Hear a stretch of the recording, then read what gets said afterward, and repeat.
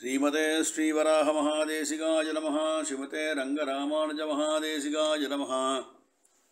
श्रीमते वेदान्तरामानुजमहादेशिकाय नमः। श्रीमते श्रीनिवासमहादेशिकाय नमः।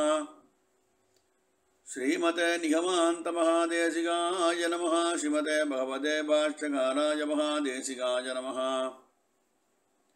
श्रीमते भगुलभूषणमहागुरवे नमः। श्रीतरङ्गमनन्दिनी हेमाब्जनायिका समेत श्रीदेवनाथपरब्रह्मणे नमः। श्री अलर्मेल्मङ्गा नायिका समेत श्री श्रीनिवासपरब्रह्मणे नमः। श्रीमान् वेङ्कटनाथार्य कवितार्किककेसरी वेदान्ताचार्यवर्यो मे सन्निधत्तां सदाहृति। சீரொன்றுதோ புலதிருவேங்கடமுடையான் பகரொன்றச் சொன்ன படமொழியுள் ஓரொன்று தானே யமயாதோ தாரணியில் வாழ்வார்க்கு வானேரப்போம் அளவும் வாழ்வு. அத்யத்புதமான தயாசதகம் 36 பாசுரங்கள் பிராப்தம். இன்றைய தினம் 37வது பாசுரம். 36வது ஸ்லோகத்திலே சுவாமி தேசிகன் தயாதேவியை ஸ்ரீனிவாசனுக்கு ரொம்ப பிடிக்கும். ஏன்னா அவள் தனக்கு என்று எதையும் கேட்காமல் பிறருக்காகவே எல்லாத்தையும் அனுகிரகம் பண்ணுறான் தேவி. அதனாலே எம்பெருமான் அவள் பேரில் பிரீத்தியோடு இருக்கான். எம்பெருமான இத்தர தேவிகளான அந்த பெரிய பிராட்டியார், அந்த பூபிராட்டி, நீலாதேவி எல்லார் பேரையும் பெருமாள் பிரீத்தியாக இருப்பதுடைய காரணம் என்னன்னு சுவாமி தேசிகன் கேள்வி கேட்டுண்டு அந்த 3 பிராட்டிகளும் தயை என்ற குணத்தினாலேயும் திளைத்து உபகாரம் பண்ணுவதனாலேயே அவள் 3 பேரும் எம்பெருமானுக்கு தயை போலவே சேவை சாதிக்கிறான். அதனாலே அவார் பேர்லையும் எம்பெருமான் அதீத பிரீத்தியோடையும் அலாதியான ஒரு அன்போடையும் பெருமாள் இருக்கார். அது தயாதேவி காரணம் அப்படின்னு கீழ்ப்பாசுரத்திலே சுவாமி தேசிகன் சாதிச்சார். இப்போ அடுத்த பாசுரத்தில் அவதாரம் பண்ற சுவாமி தேசிகன் விஷகிரி சவிதேஷு வியாஜதோ வாசபாஜாம் துரித கலுஷிதானாம் தூயமானதயேத்வம் கரண விலய காலே காந்திசீகஸ்ருதீனாம் ஸ்மரயதி பகுலீலம் மாதவம் சாவதானா. ஸ்மரயதி பகுலீலம் மாதவம் சாவதானா அப்படின்னு சுருக்கமான விஷயம் என்னன்னு கேட்டால், இந்த திருமலை இருக்குது, வேங்கடத்தான் மலை இருக்குது, வெறுப்பு இருக்குது. அதனுடைய சமீபத்திலே அருகிலே ஏதாவது ஒரு பாக்யவசத்தாலே ஜீவாத்மாக்களுக்கு ஒரு இடம் கிடைக்கிறது. திருமலையிலே வசிக்க முடியலையே அப்படின்னு ஒரு எண்ணம் அவளுக்கு. திருமலையில் நேராக இருந்தால் எம்பெருமான் அனுகிரகம் நேராக கிட்டுமே, சந்நிகிதமாக இருக்குமேன்னு அவள் வருத்தப்படுறா. அதை தாண்டி அந்த சரௌண்டிங்ஸை தாண்டி இருக்கும்போது எம்பெருமானை விட்டு பிரிஞ்சோம் என்ற வருத்தம், பாவிகளாயிட்டோம் என்ற வருத்தம். இவாளுடைய இந்திரியாதிகள் அதெல்லாம் தடுமாறும் போது இவா எம்பெருமானை ஸ்மரிப்பதென்பது ஆகாத காரியம். எம்பெருமான் பக்தம் ஸ்மராமின்னு சொன்னார். இருந்தாலும் எம்பெருமான் ஸ்மரிக்கிற அப்படின்னு சொல்றதை தேவி ஞாபகப்படுத்தினாதான் எம்பெருமானுக்கு வரும், ஞாபகத்துக்கு வரும். ஆண்டு சம்சயம் பரோதர்மகான்னு சொன்ன அந்த ஸ்ரீ சப்தத்துக்கு உண்டான 6 அர்த்தங்கள்ல எம்பெருமான்கிட்ட கேட்டால் தான் கேட்டதான் மனத்தில் வாங்கிட்டு திருப்பி எம்பெருமானுக்கே சொல்கிறா. அதை ஆஸ்திகாலுக்கு சொல்கிறா. ஆஸ்திகா சொன்னதை கேட்டுக்கிறா. ஆஸ்திகால்கிட்ட கேட்டது எம்பெருமானுக்கு திருப்பி சொல்கிறா. எம்பெருமான் சொன்ன தர்மங்களை எம்பெருமானுக்கு ஞாபகப்படுத்துகிறா. அப்பா ரட்சிக்கிறேன்னு சொன்னையேப்பா, இதோ இந்த ஜீவாத்மாவை குழந்தை கட்டப்படுறதுப்பா, கிருப பண்ணி ரட்சணம் பண்ணு அப்படின்னு எம்பெருமானை நினைவூட்டுறா. ஏன்னா இந்த ஜீவாத்மாக்கள் எல்லாம் அந்திம ஸ்பூர்த்தியிலே எம்பெருமானை ஸ்மரிக்க முடியாது. அதனாலே சமமாயிருக்கும் எம்பெருமானை ஸ்மரிக்காத போனாக்கா எம்பெருமான் கைவிட்டுடுவானோ என்ற ரீதியிலே அந்த தயாதேவியும் தாமக்கொரு இந்த ஜீவாத்மாக்களுக்கு பக்கம் நின்று புருஷகாரம் பண்ணி நமக்கெல்லாம் அனுகிரகம் பண்ணுறா. அதான் ஆழ்வாரதிகள் முன்னடைய சொன்னேன். அப்போதைக்கு இப்போதே சொல்லி வைத்தேன் அரங்கத் அரவணை பள்ளியானே அப்படின்னு சொன்னேன். ஆனேது பொன் மாயமொன்றறியேன் நமந்தவரவற்று நலிந்திட்டு இந்த ஊனே புகே என்று மோதும்போது அங்கேதும் நான் உன்னை நினைக்க மாட்டேன். வானை வானவர் தங்களீசா மதுரை பிறந்த மாமாஜனே என்னானாய் வந்தடைந்தேன்னு பெரியாழ்வார் அற்புதமாக சாதிக்கிற ஜீவாத்மாவுடைய அந்திம ஸ்திதியை காட்டுகின்றதான ஒரு படம் அந்த பாசுரம். அப்படி ஜீவாத்மா எம்பெருமானை விட்டு தள்ளி இருக்கு. எம்பெருமான்கிட்ட சந்நிகிதமாயில்லை. எம்பெருமானை அந்த பிராணன் பிரியும் போது ஸ்மரிக்கவும் இல்லை. அப்போ எம்பெருமான் என்ன பண்ணுறான் அப்படின்னா, இவன் நம்மளை கேட்கலையே நினச்சுன்ற கூடாதுன்னு சொல்லிட்டு முதல்ல சொன்னேரே, அப்போதைக்கு இப்போதே சொல்லி வைத்தேன்னு சொன்னேரே. அதனாலே அந்த விஷயத்தை அன்னைக்கு நீ ரட்சிக்கிறேன்னு சொன்னியேப்பா இந்த ஜீவன் சரணாகதி பண்ணும்போது. இப்போ அந்த ஜீவன் அந்திம தசையில் இருக்கானப்பா, நீ சென்று அவனுக்கு அனுகிரகம் பண்ணு, விட்டுடாதே அப்படின்ட்டு இந்த தயாதேவியானவள் எம்பெருமானுக்கு அவன் கொடுத்த பிரதிஜையை ஞாபகப்படுத்தி காட்டுறா இந்த பிராட்டி.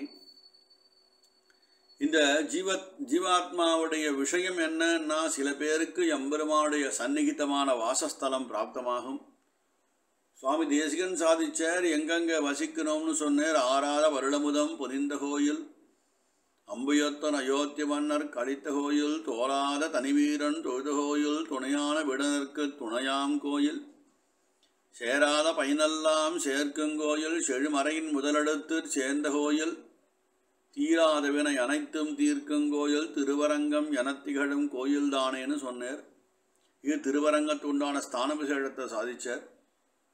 அடுத்தது கண்ணன் அடிகிணையமக்கு காட்டும் பெற்பு, கடுவினையர் இருவினையும் கடியும் பெற்பு, திண்ணமிது வீடன்ன திகழும் பெற்பு, தெளிந்தவரும் தீர்த்தங்கள் செறிந்தவர்ப்பு, புண்ணியத்தின் புகழிதன்ன புகழும் பெற்பு, பொன்னுலகில் போகமெல்லாம் புணர்க்கும் பெற்பு, விண்ணவரும் மன்னவரும் விரும்பும் பெற்பு, வேங்கடவற்பன விளங்கும் வேதவற்பை ஒன்று இரண்டாவது ஸ்தான விசேஷத்திலே திருமலையை காட்டி போந்தார் சுவாமி தேசிகன்.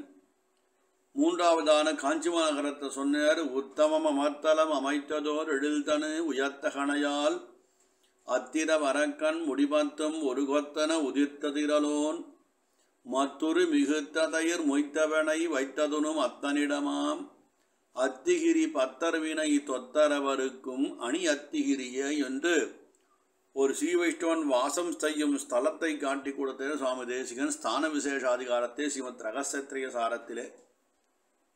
எல்லாருக்குமே இந்த பாக்கியம் கிடச்சிருமா அப்படின்னா 99% பேருக்கு சிவவைஷ்ணவாளுக்கு அந்த பாக்கியம் கிடைக்கிறது இல்லை. சரி, எம்பெருமான் சந்நிகிதமாக இருக்கக்கூடிய ஏதாவது ஒரு ஸ்தலத்திலே வாசம் செய். அப்படியும் இல்லைனாக்கா என் ஒருவன் என்று அபிமானிக்கின்ற ஒரு ஸ்ரீவைஷ்ணவனுடைய நிழலிலே ஒதுங்கி வர்த்தித்தலே தான் ஸ்தான விசேஷம்னு சொல்லிட்டு சுவாமி தேசிகன் ஸ்ரீமத் ரகசிய சாரத்தை சாதிச்சிருக்கார். அப்போது எம்பெருமானை விட்டு பிரிஞ்சு ஏதோ ஒரு ஸ்ரீவைஷ்ணவத்தில் ஒதுங்கி அவனுடைய கிரகத்தின் பக்கத்து சமீபத்தில் வசிக்கின்ற காரணத்தினாலே எம்பெருமான் ஒரு வைஷ்ணவத்து ஒரு வாசனை இருக்குது. இருந்தாலும் தற்பூர்வம் அவன் அந்த ஸ்ரீவைஷ்ணவன் எம்பெருமானிடத்திலே சரணாகதி பண்ணிட்டான். ஆரணக்கனின் பாதமே சரணாகத் வந்தொழிந்தாய் உனக்கோரு கைமாறு நான் ஒன்றிலேன் எனது ஆவியும் உனதேன்னு ஆழ்வார் சொன்ன பாசுரத்தை வச்சு அவன் எம்பெருமான்கிட்ட சரணாகதி பண்ணுறான் ஆச்சாரிய முகேன. அப்படி பண்ண ஒரு க்ஷணமாத்திர யாகத்துக்கோசம் எம்பெருமான் பெரிய பொக்குஷமான பெரிய புருஷார்த்தமான சிவைகுண்ட கைங்கரத்தை கொடுக்க போகிறான்.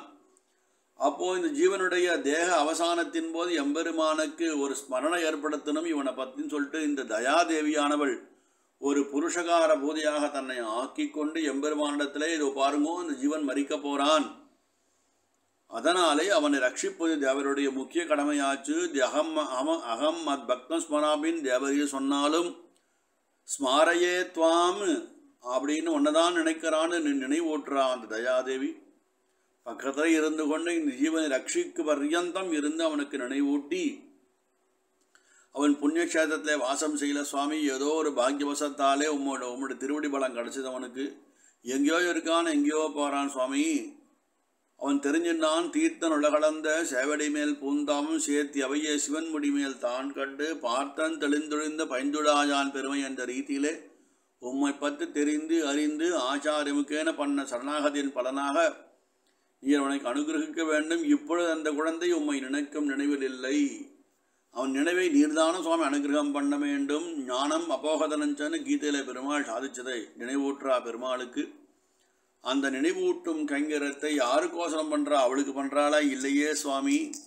பரோபகாரம் ஹிதம் சரீரம் என்ற ரீதியிலே இப்போ ஒரு பரோபகாரமாய் ஜீவாத்மாக்களை கடை தேர்த்தவென்று தான் சங்கல்பித்து போன பாசுரத்திலே அவளுக்கே என்று அந்த அனுகிரகத்தை பண்ண பிராட்டி ஒவ்வொரு ஜீவனும் சரணாகதன் அவன் மறிக்கும்போது எம்பெருமானுடைய திருவடியிலே இந்த புஷ்பமாக ஜீவன் விழ வேண்டும் என்று தானும் அனுரதித்து ஒரு புருஷகார பூதேக எம்பெருமானிடத்திலே அவன் மறிக்கும் காலத்தை இவனை ரட்சிக்க வேண்டும், அவருடைய ரட்சிப்பது என்பதானது அவருடைய கடமை என்று சொல்கிறாளே. எப்பேற்பட்ட ஒரு மகத்தான ஒரு புருஷகாரம் பண்ணுறான் அந்த தயாதேவி.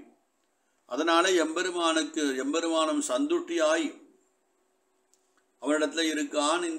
ஏன் இவாளுக்கு இந்த ஜீவாத்மாக்களுக்கு வாசஸ்தலம் கிடைக்கல? ஏதோ ஒரு பாக்கிய விசேஷத்தாலே சில ஜீவாத்மாக்களுக்கு மட்டும் சேத்தன வர்க்கத்துக்கு மட்டும் ஒரு திவ்ய தேச சந்நிகித பிரதேசங்களோ திருமலையிலையோ ஏதோ ஒரு இடத்துல அவளுக்கு ஒரு திவ்ய க்ஷேத்திரத்திலேயோ அபிமான க்ஷேத்திரத்திலேயோ ஒரு வாசம் கிடைக்கிறது. அப்போ வாசம் இருக்கும்போது இவாள் பண்ணும் சுகிருதங்களும் பன்மடங்கா பெருகி இவாளுக்கு ஒரு சுகிருதத்தை ஏற்படுத்துறது. இவா பண்ண பாபங்களும் நிறையா ஆறுது. 1க்கு 10னா அது 1க்கு 10. அப்போது தயாதேவி உள்ளே பூந்து இந்த பாபத்தெல்லாம் நசிக்கிறா. உள்ளே பூந்து எப்படி கும்பகோணே கிருதம் பாபம் கும்பகோணே நஷ்யத்தின்னு ஒரு வாசம் உண்டு திருக்குடந்தையை சாதிக்கும்போது. ஆனால் இந்த தேவி என்ன பண்ணுறா? அதெல்லாம் வேண்டாம்பா, ஏதோ சரணாகதி பண்ணிட்டான், ரக்ஷின்னு சொல்லி மறந்துடாதே. பெருமாளை நீ அவனை மறந்துடாத சுவாமின்னு சொல்லி ரக்ஷி அவனை நிறைவூட்டுறா. ஸ்மாரயேத்வான்னு சொல்கிறா. எம்பெருமானும் அகம் பக்தம் ஸ்மராமின்னு சொன்ன பெருமாள் சில சமயங்களில் அவதார ஸ்திதியிலே அவருக்கு ஏதோ வேலைகள்லாம் இருக்குது. ஒருத்தரையும் தனியாக அப்படி நினைக்க முடியும். சரணாகதி பண்ணிட்டான், அதனாலே கூட இருந்து புருஷகாரம் பண்ணுவது இந்த தயாதேவி. அதனாலே தான் பெரியவா வச்சா முதல்ல ஸ்திரீ பிரபத்தி பண்ணிவிட்டு அனந்தரம் பெருமாளிடத்தை போய் திருவடியை பிடிச்சிக்கோ, சரணாரவிந்தங்களை பிடிச்சிக்கோப்பா. ஆரணக்கனின் பாதமே சரணாக தந்தொழிந்தாய் உன் திருவடி கீழ் அமர்ந்து புகுந்தேனேன்னு சாய்ச்சார் சுவாமி நம்மாழ்வார். அப்படிப்பட்ட பேர்பட்டதான ஒரு பரதெய்வத்தை இந்த ஜீவனை நினைக்கும்படி செய்வதானவள் இந்த தயா பிராட்டி பண்றா. விஷகிரி சவிதேஷு வியாஜதோ வாசபாஜாம் துரித கலுஷிதானாம் தூயமானாதயத்வாம்னு சாதிச்சு இந்த பாசுரத்தில் ரொம்ப அற்புதமாக ஸ்தான விசேஷத்தை காட்டுறார் சுவாமி தேசிகன். ரகசியத்திலே சாரத்தை 3 பாசுரங்களாலே காட்டி விஷயத்தை இந்த தயாதேவி அவள் வாசம் பண்ணாட்டாலும் உன்னைதான் நினச்சிட்டு இருக்காப்பான்னு சொல்லி எம்பெருமானுக்கு நினைவூட்டி இந்த ஜீவாத்மாக்களை ரட்சிக்கும்படி செய்கிறான்னு சுவாமி தேசனுடைய திருவுள்ளத்தை இந்த பாசுரத்திலே காட்டுறார். கவிதார்க்கிக சிம்மாய கல்யாண குணசாலினே ஸ்ரீமதே வெங்கடேசாய வேதாந்த குரவே நமஹ.